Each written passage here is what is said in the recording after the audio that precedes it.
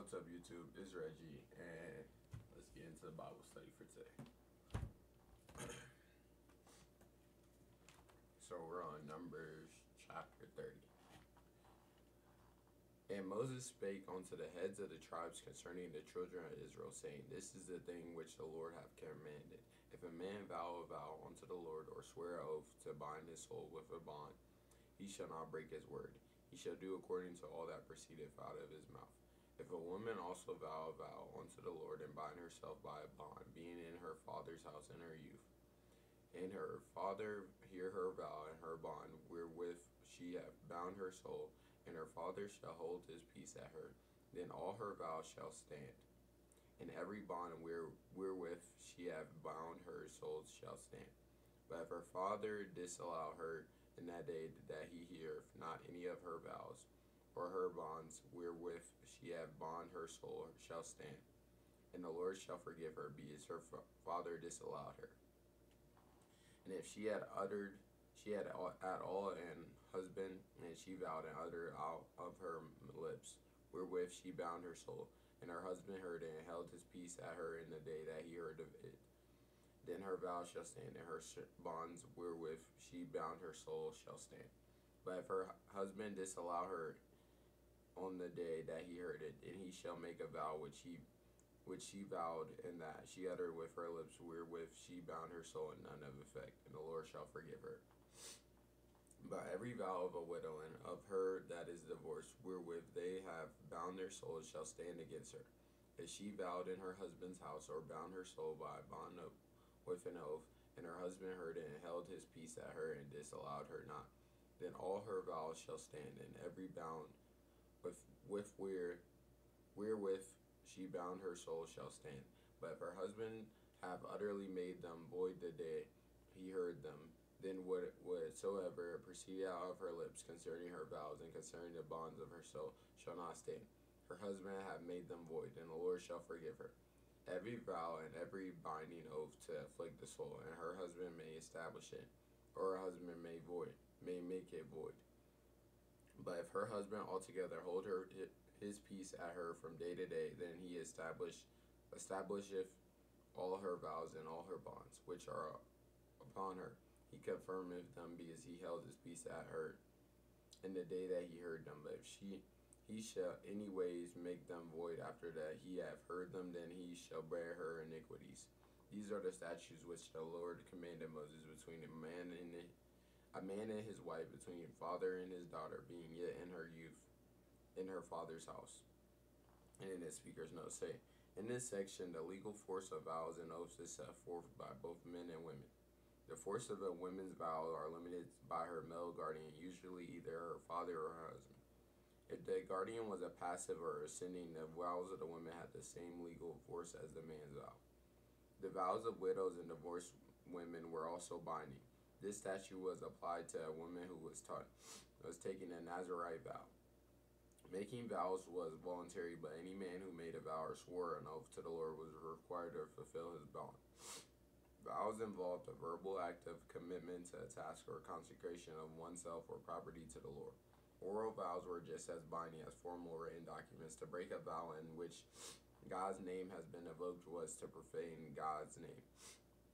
Sacrificial offerings were part of the obligational ritual, especially in ancient Israel, where oaths were made to only God. In the case of the Nazirite vow, the procedure included an oath of abstinence from wine and strong drink, from shaving of the head, and from contamination by a corpse. Jesus cites in chapter 30, verse 2, in Matthew chapter 5, verse 33.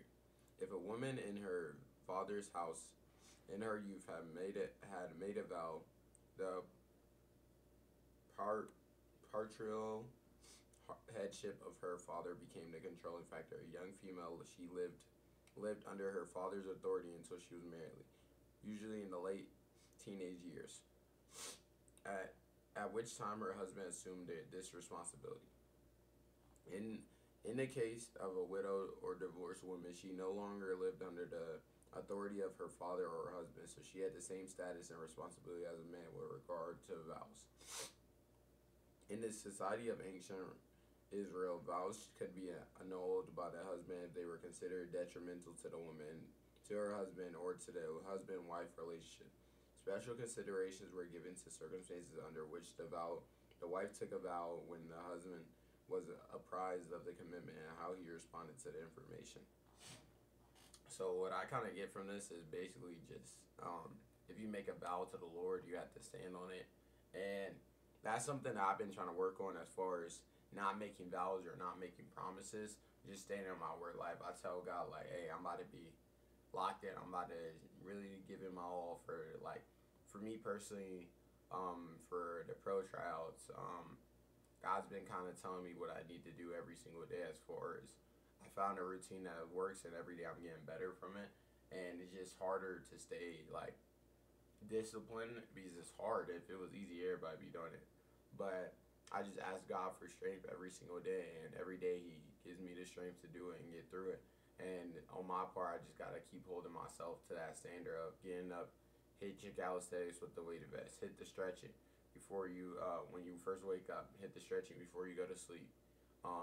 After I get done hooping, and hitting that post workout, where it's like the backwards treadmill, the tip raises, all that stuff, leg extensions.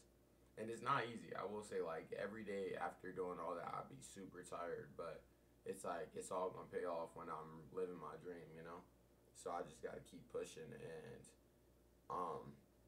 I know I've made promises in the past to God, and like I said, sometimes you make promises that you can't keep. Like, I literally made conflicting promises before on accident, and now it's like, dang, well, that doesn't really can't hold both. So that's why I'm trying to get out of the habit of making promises, because I think in our society it's so easy to say, oh, like, excuse my language, but like, say swear to God, which is using the Lord's name in vain. I feel like we use the Lord's name in vain so much, and it's so common in our society that we normalize stuff that shouldn't be normalized. Like, you should not be using the Lord's name in vain. But I know on me, on multiple occasions, I've used it, and I'm trying to break out of that. That's why I just did that, because like I said, I'm not trying to get in the habit of doing that anymore. I'm trying to break out that habit. Cussing, like I said, trying to get out of that habit of using profanity so much. That's like two big things, and the third is kind of just standing on my word, so I feel the need to make promises, because I feel like your word should be like a promise. As far as if I say I'm gonna do something, I should do it, and that's something that I've been trying to do. Like, if I tell someone I'm gonna be somewhere, I'm gonna be there because I said it, not because I promised them. It's just because my word is like a promise. Like, whatever I say I want to do. Like, if I'd say I'm trying to get better as far and get closer to God, I'm doing that wholeheartedly. That's why I just got to keep locking in and just keep showing up as far as every single day, try to get better and fix little things that I don't have fixed yet. So every day working to get better, and I feel like a lot of my goals, the reason why I haven't reached all my goals yet is because of myself just not being, like, God's kind of trying to change me, and sometimes I kind of resist against that, and I think that delays it, just like the people of Israel, the Israelites, because it was only supposed to take 3 months, I believe, to get to the promised land. Like, and because of their disobedience to God, it took them 40 years. So it just shows you, like, God will make you wait until you're ready to, well, God will have you wait until you're ready. Excuse me. God will have you wait until you're ready, like, until He knows you're prepared for that task or whatever your goal is. So I just say to you to take this and just grind as far as whatever you want to do. Just lock in, trust God, and put Him first, and it's all gonna work out. I hope this helps you for today. Stay blessed, and I'll be back tomorrow.